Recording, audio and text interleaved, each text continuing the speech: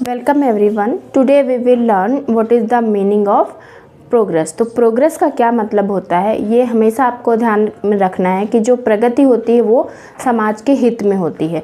यानी जो समाज के हित में होने वाला जो परिवर्तन होता है या अच्छाई में जो परिवर्तन होता है, समाज के लिए जो अच्छा होता है, उसको हम प्रोग्रेस या प्रगति कहते हैं।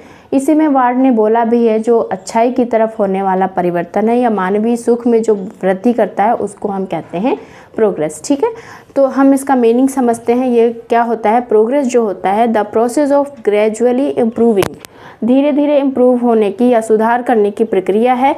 और गेटिंग नियरर टू अचीविंग और कंप्लीटिंग समथिंग, जो हम कुछ प्राप्त करने वाले होते हैं, उसके पास होते हैं, या कुछ चीज़ को हम कंप्लीट करने वाले होते हैं। और ये जब हम किसी चीज़ को पाने वाले होते हैं तो हम उससे क्या होता है, मानवीय सुख में वृद्धि होती है, जो वार्ड ने बोला। या हम क्या करते हैं, कुछ अच्छा बनाते हैं या हम कुछ कंप्लीट करने के लिए जब धीरे धीरे प्रक्रिया के थ्रू हम कुछ चीज़ों को पा लेते हैं, तो उसको हम कहते हैं प्रोग्रेस, प्रगति हो गई। जैसे कि आप भी असिस्टेंट प्रोफेसर बनने के लिए काफ़ी लंबे टाइम से जो संघर्ष कर रहे हैं, धीरे धीरे अगर आप अपने गोल को प्राप्त करते हैं तो मानवीय सुख में वृद्धि हो जाएगी। तो उसको हम क्या कहेंगे? उसको हम प्रोग्रेस कहेंगे।